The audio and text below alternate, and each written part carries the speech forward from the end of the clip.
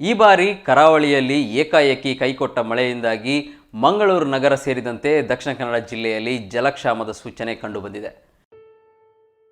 ಮಂಗಳೂರು ಮಹಾನಗರಕ್ಕೆ ಕುಡಿಯುವ ನೀರು ಪೂರೈಕೆ ಮಾಡುವ ತುಂಬೆ ಡ್ಯಾಂನಲ್ಲಿ ನೀರಿನ ಪ್ರಮಾಣದ ಭಾರಿ ಕುಸಿತ ಕಂಡಿದೆ.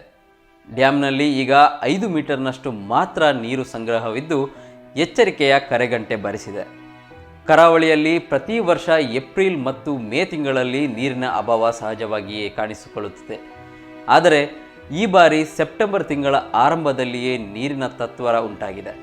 ಇದೇ ರೀತಿ ಕೆಲ ದಿನಗಳಲ್ಲಿ ಮಳೆ ಬಾರದೆ ಹೋದಲ್ಲಿ ರೇಷನಿಂಗ್ ಮೂಲಕ ನೀರು ಸರಬರಾಜು ಮಾಡುವ ಅನಿವಾರ್ಯ ಸಂದಿಗ್ಧತೆಯಲ್ಲಿ ಜಿಲ್ಲಾಡಳಿತವಿದೆ.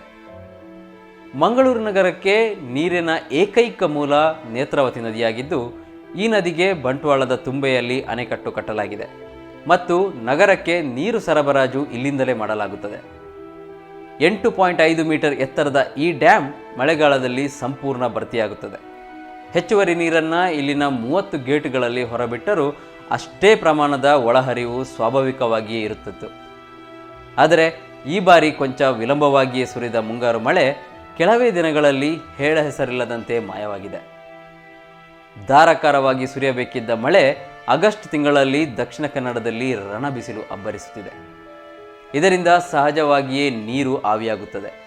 ನದಿ ಪಾತ್ರಗಳಲ್ಲಿ ನೀರಿನ ಕ್ಷಾಮ ತಲೆದೂರಿದೆ. ಮುಂದಿನ ದಿನಗಳಲ್ಲಿ ಮಳೆ ಬರುವ ನಿರೀಕ್ಷೆಯಲ್ಲಿದ್ದೇವೆ.